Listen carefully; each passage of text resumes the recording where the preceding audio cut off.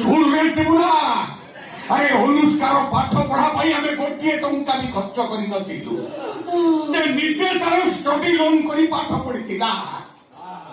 ସେ ରାସ୍ତା କଡ ଯୋଉ 10 ଗୁଣ୍ଠ ଜମି ଥିଲା ତାକୁ ବିକି ଟଙ୍କା ସବୁ କୋଉଠି? ସେ ଟଙ୍କା ସବୁ ତ ବଡ ଭାଇର ପାଠ ପଢାରେ ଖର୍ଚ୍ଚ ହେଇଯାଇଛି। ସେଇଟା ହଉଛି ମୋର ସବୁଠୁ ବଡ ଭୁଲ।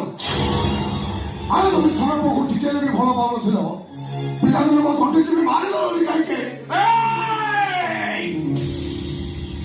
ପିଲାଦିନ କଥା ଜମା ମନେ ପକାନି, ମନେ ପକାନି ତ।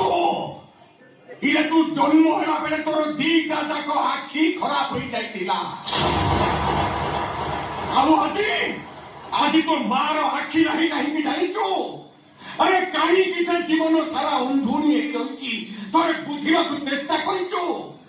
କେବଳ ତୋରି ପାଇଁ ତା ଆଖି ଦିଟାକୁ ସେ ତୋତେ ଦାନ କରିଦେଇଥିଲା।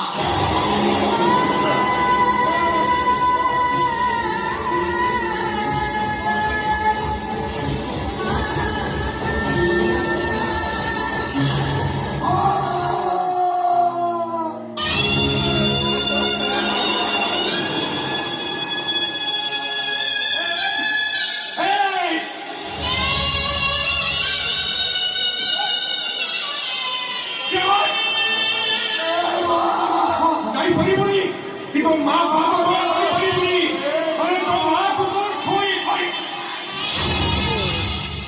ଆଉ ଗୋଟେ କଥା ଶୁଣ, ଆମେ ବୁଢା ବୁଢୀ ଦିଟା ମରିଗଲେ ଆମ ଶବକୁ କାନ୍ଧରେ କାନ୍ଧେଇ ତୁ ଆଉ ମଶାଣି ନବୁନି,